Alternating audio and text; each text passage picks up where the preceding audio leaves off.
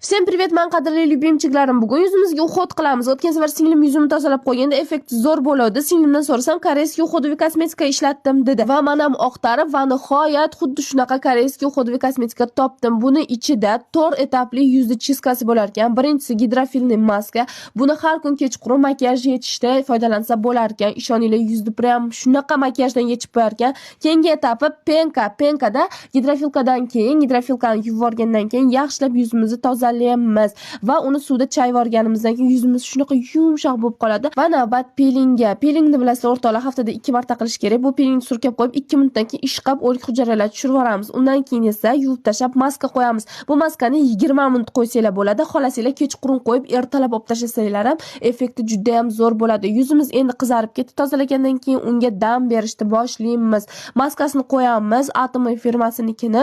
Undan keyin maskani olib tashlagandan keyin yana bitta naborchasi, o'rtoqlar, qaranglar, namlantiruvchi nabor. Birinchi bo'lib shu suyuqligini yuzimizga surkamiz. Toner vazifasida va undan keyin namlantiruvchi kremini surkamiz. O'rtoqlar, toneri turli xil molekulalar o'z ichiga olganligi uchun chuqur namlab beradi. Undan keyin xohlasanglar 30 SPF ni ichiga olgan BB kremini surkasanglar bo'ladi. Tonalka vazifasini ham, SPF vazifasini ham bajaradi. Voila, ko'rishinglar mumkin. O'rtoqlar, qaranglar, yuzim qanaqa asalcha yaltiroq bo'lib, BB krem surkalgan bilinmay ham qoldi. Bemalol zakaz qilishinglar mumkin. Profillarini pastda отметка qilib ketaman.